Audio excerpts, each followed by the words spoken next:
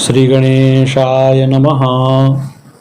लघु सिद्धांत कौमुदी के विसर्ग संधि प्रकरण के अंतर्गत पूर्व के पाठ में हमने विप्रतिषेधे परम कार्यम यह सूत्र पढ़ा, मनोरथ की सिद्धि करी। अब हम अग्रिम सूत्र पढ़ने जा रहे हैं। एतत् तदोह सुलोपो कोर नय समासे हलि।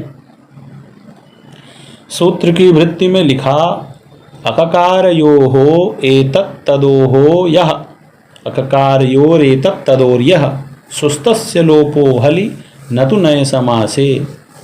ककार से रहित होना चाहिए एतद और तद शब्द। यह एतद और तद शब्द का रूप चलता है एषः एतौ एते, यह एतद का चलता है, और तद शब्द का रूप चलता है सह तौ ते। एषः का मतलब यह और सह का मतलब वह। तो तद शब्द का ही जो प्रथमा का एक वचन का रूप है वह है सह, और एतद का प्रथमा का एक वचन का रूप है एषः। तो यह सूत्र यही दो स्थानों पर लगेगा, एषः में और सह में। एतद और तद शब्द के सु का लोप होता है, अर्थात वही जो प्रथम पुरुष प्रथमा के एक वचन में जो सु विभक्ति आएगी उसका लोप होता है। इसमें दो शर्तें लगाया। पहला, ककार नहीं होना चाहिए और नए समास नहीं होना चाहिए, परे हल होना चाहिए।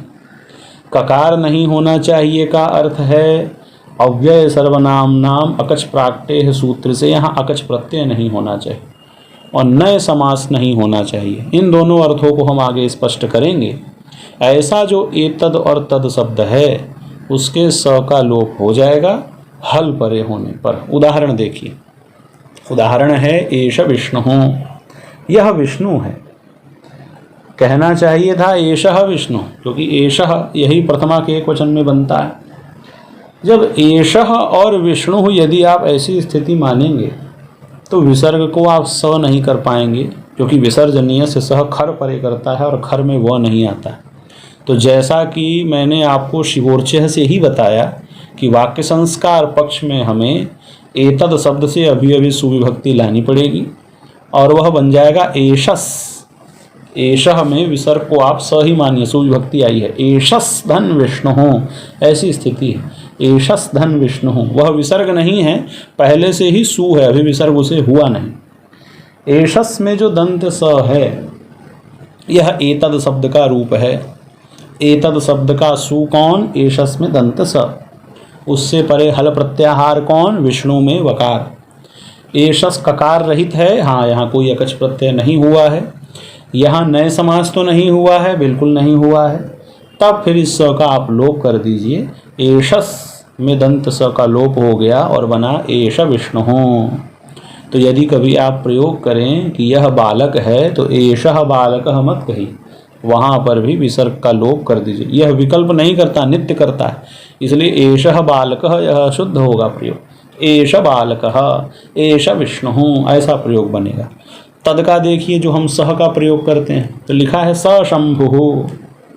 तो स शंभु में भी यह जो स है इसे आप समझिए सस धन शंभु। ये सस में जो दंत स है वो क्या है? ये वही विसर्ग के पूर्व वाली स्थिति है। तद शब्द से सु विभक्ति आई, अभी हमने सु को रुत्त विसर्ग नहीं किया, स किया सस। सस में दंत स है। सस में जो दंत स है उससे परे हल है शंभु का तालव्य श। इस सस में ककार रहित है, अकच प्रत्यय नहीं हुआ है, नए समास नहीं है, तो इस दंत स का लोप हो गया, बन गया स शंभुः। इसीलिए कहना है कि वह राम है तो कहिए स रामः, सह रामः विसर्ग मत कहिए, क्योंकि ये लोप हो जाएगा सु का, स शंभुः। अब सूत्र में दो बातें कही गई थी। पहला कहा गया था ककार रहित होना चाहिए, और दूसरा नए समास नहीं होना चाहिए। ककार रहित का उदाहरण देखिए। ककार रहित क्यों कहा? एतद और तद शब्द में यदि हम अकच प्रत्यय कर देंगे तो यह ककार सहित हो जाएगा। सूत्र है अव्यय सर्वनाम नाम अकच प्राक्टेह। एतद शब्द में टी जो है अद, उसके पूर्व में अकच हो जाएगा, या तद का जो टी है अद उसके पूर्व में अकच हो जाएगा। तो एतद शब्द का रूप जो एषः एतौ एते चल रहा है वह एषकः ऐसा चलेगा, और सह का चलेगा सकः ऐसा चलेगा। तो एषकः देखिए, अब एषकः यह एतद शब्द में अकच प्रत्यय वाला है, इसके अर्थ में भेद नहीं होता। एषकः का मतलब भी यह है और एषः माने भी यह है। अकच प्रत्यय वाला रूप है एषकः। अब एषकस् धन रुद्रः ऐसी जब स्थिति है तब स को यहाँ पर रू हुआ। एषक धन रू धन रुद्रः उकार की संज्ञा।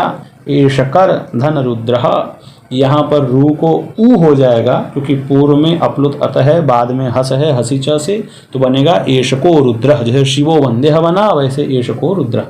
यहाँ पर यह सूत्र क्यों नहीं लगा एतत् तदोह सुलोपो कोर नए समासे हली, इस सु का लोप हो जाता, एषको रुद्रः रह जाता, तब यहाँ बात आएगी। यहाँ तो अकच प्रत्यय है, सूत्र कह रहा है ककार रहित, लेकिन एषकः में ककार सहित है।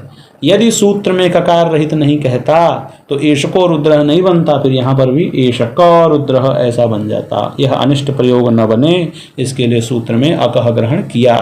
फिर प्रश्न हुआ नए समास क्यों कहते हैं सूत्र में, अनय समासे किम, नए समास भिन्न आप क्यों कहते हैं? इसलिए कहते हैं कि नए समास में न हो, जैसे असह शिवः, असह शिवः में नए समास है, वह नहीं है, इसी को कहेंगे असह, न सह इति असह।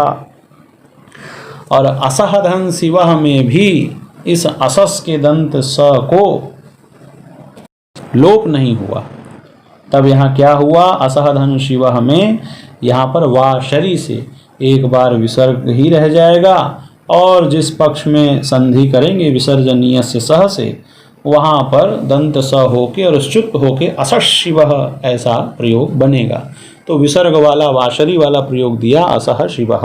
यहाँ पर भी इस विसर्ग का अर्थात सु का लोप नहीं होता क्योंकि यहाँ पर नए समास है, सूत्र वहीं लगेगा जहाँ नए समास न हो। सूत्र में एक बात और कही गई, हल परे रहते ही यह लगेगा, तो हली क्यों कहा, हली किम, तो बताया एषोत्र, एषः धन अत्र, या इसे कहिए एषस् धन अत्र। यहाँ पर स को रू हुआ, रू को अतो रप्लुते सूत्र से उकार होकर के ओकार होकर के जैसे शिवोर्चः बना था वैसे पूर्व रूप करके एषोत्र बन गया, क्योंकि यहाँ परे अत्र का आकार है, हल नहीं। यदि हल परे नहीं कहता तो सूत्र का अर्थ होता लोप होता है, एतत् के सु का परे हल हो चाहे अच हो, तो यहाँ पर भी लोप हो के एष अत्र ऐसा अनिष्ट प्रयोग बनने लगता, वो न बने, एषोत्र ही बने, इसलिए सूत्र में हल का ग्रहण किया। अब अग्रिम और विसर्ग संधि का अंतिम सूत्र आया, सोच लोपे चेत पाद पूर्णम। वृत्ति में लिखा स इत्यस्य सोर लोपः स्यादचि पादश्चेल्लोपे सत्येव पूर्येत।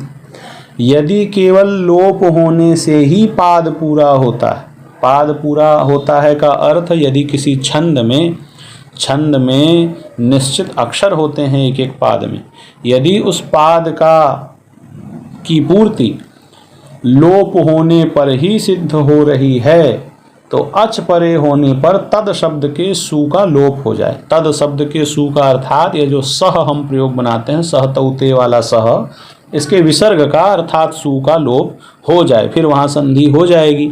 संधि हो जाने से वह एक अक्षर कम हो जाएगा, लेकिन शर्त यही है केवल लोप होने पर ही पाद पूरा होता हो तब अच परे रहते तद शब्द के सु का लोप हो जाना चाहिए। वही लिखा स इत्यस्य सोर लोपा, स इत्यस्य अर्थात सह, ये जो सह तौते वाला सह है, इसी को वाक्य संस्कार पक्ष में आप विसर्ग नहीं मान के स ही लिखेंगे।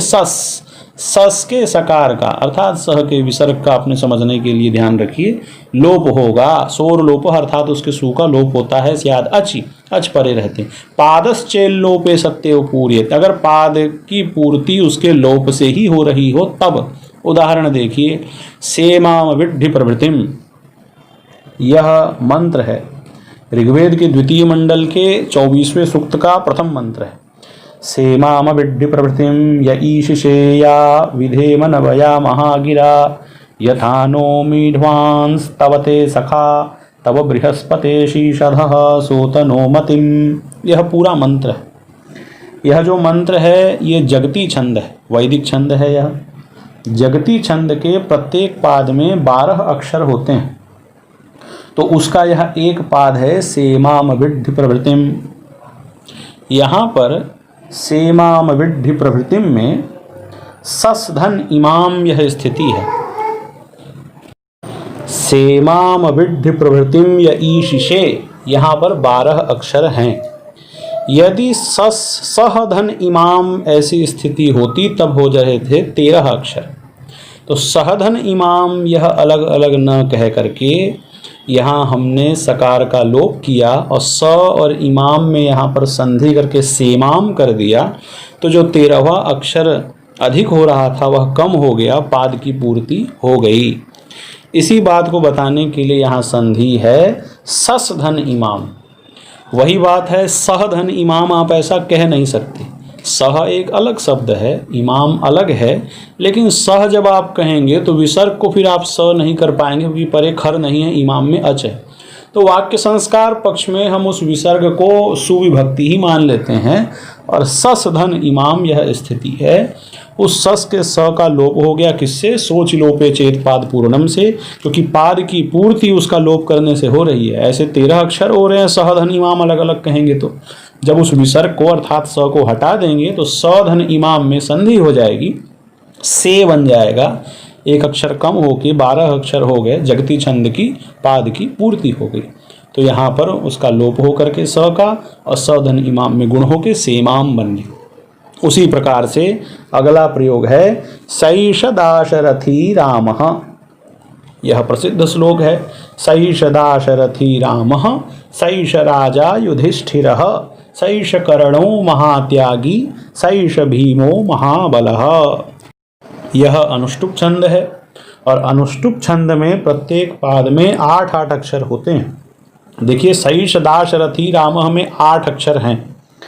यदि शैष में संधि न हो करके स एष दाशरथी रामः होता तो 9 अक्षर हो रहे थे।